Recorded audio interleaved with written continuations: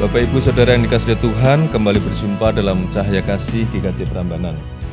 Hari ini kita akan bersama-sama merenungkan firman Tuhan dari kitab Injil menurut Yohanes 2.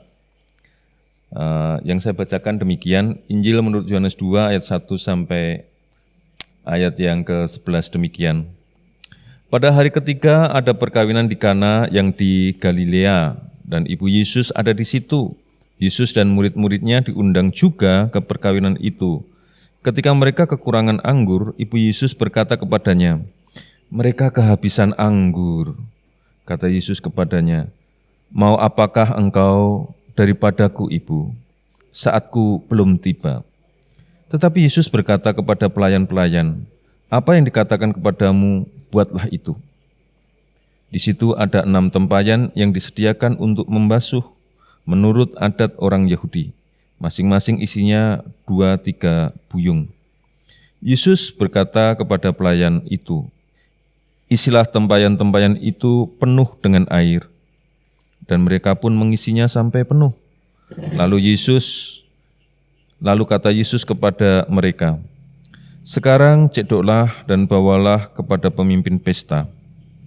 Lalu mereka pun membawanya. Setelah pemimpin pesta itu mengecap air yang telah menjadi anggur itu, dan ia tidak tahu dari mana datangnya, tetapi pelayan-pelayan yang mencedok air itu mengetahuinya, ia memanggil mempelai laki-laki dan berkata kepadanya, "Setiap orang menghidangkan anggur yang baik dahulu, dan sesudah orang puas minum barulah yang kurang baik. Akan tetapi engkau menyimpan anggur yang baik sampai sekarang." Hal itu dibuat Yesus di Kana yang di Galilea sebagai yang pertama dari tanda-tandanya, dan dengan itu ia telah menyatakan kemuliaannya dan murid-muridnya percaya kepadanya.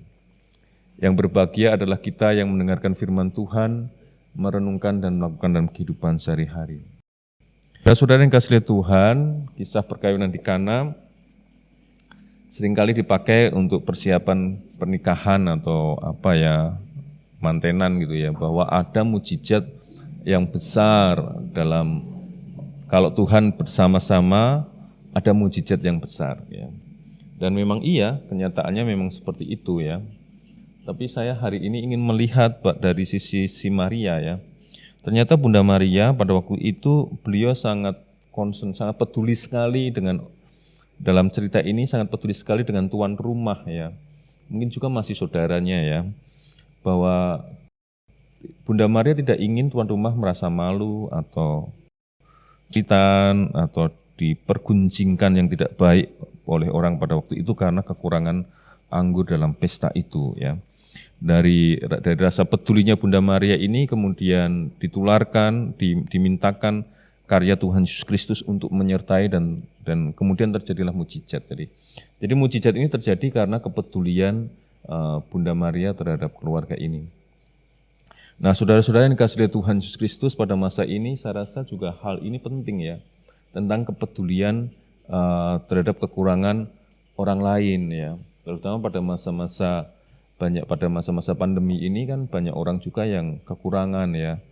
Beberapa orang bahkan yang kami prihatin, saya sangat prihatin adalah beberapa orang kehilangan orang tua, bapak dan ibu ya, anaknya kecil ditinggalkan gitu ya. Jadi ini sangat memprihatinkan ya. Dan puji Tuhan beberapa orang di GKJ Prambanan ini, beberapa keluarga muda berdiskusi sudah beberapa bulan yang lalu untuk memperhatikan hal ini.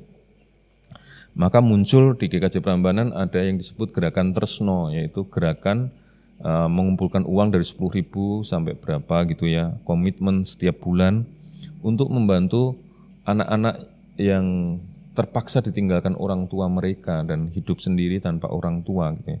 Walaupun kita masih sangat sederhana ya, membantu biaya sekolah atau kepentingan-kepentingan lain dari anak ini ya.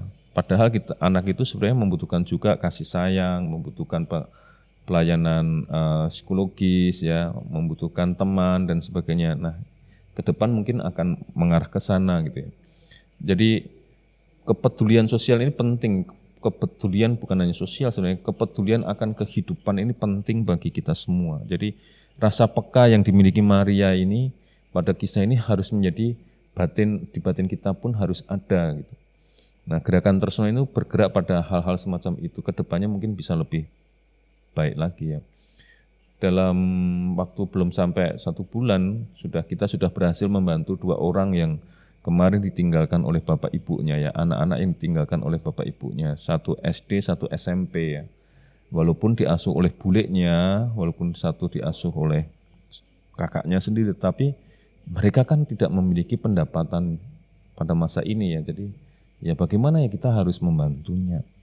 Nah, Bapak Ibu yang dikasihi oleh Tuhan Yesus Kristus, nah saya berharap kita semua yang mendengarkan cahaya kasih ini ya kita menjadi benar-benar menjadi cahaya kasih bagi saudara-saudara kita gitu ya.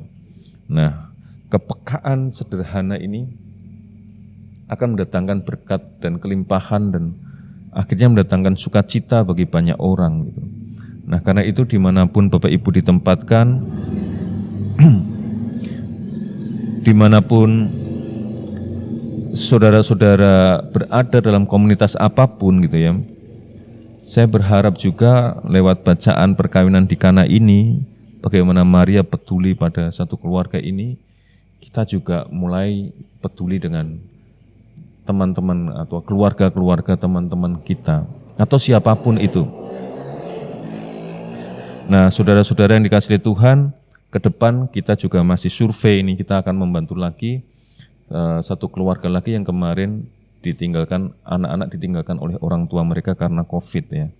Ini juga akan kita bantu dari agama lain ya. Kita akan melangkah ke sana. Artinya kalau kita saling membantu satu dengan yang lain ya, kita menjadi benar-benar Tuhan berkenan memakai kita ya, kita percaya Tuhan akan melimpahkan berkatnya itu banyak bagi orang lain. Kita akan dipakai Tuhan. Nah, karena itu Bapak Ibu yang dikasihi Tuhan, jangan lelah dalam pelayanan kasih, jangan lelah dalam pelayanan bersama, jangan lelah dalam peduli kepada orang lain. Cari cara, cari model-model baru dalam pelayanan-pelayanan supaya benar-benar dunia ini atau kehidupan manusia ini, bahkan kehidupan semua makhluk itu berada pada posisi yang optimal, posisi yang terbaik ya. Supaya saudara dan saya dan semua ciptaan Tuhan ini penuh dengan sukacita. Karena untuk itulah Bapak dan Ibu dan saudara sekalian dipanggil oleh Tuhan, gereja dipanggil oleh Tuhan untuk mendatangkan sukacita. Ya, kiranya Tuhan berkenan selalu memakai kita dan melimpahkan berkat-berkat kerajaan surga bagi kita sekalian. Tuhan memberkati. Mari kita berdoa. Tuhan, kami datang kepadamu dalam nama Tuhan Yesus Kristus. Biarlah ketika kami belajar dari kepedulian Bunda Maria kepada satu keluarga ini, kami juga belajar untuk peduli, terutama bagi anak-anak kami, anak-anak saudara kami yang terpaksa ditinggalkan oleh orang tua karena pandemi COVID ini.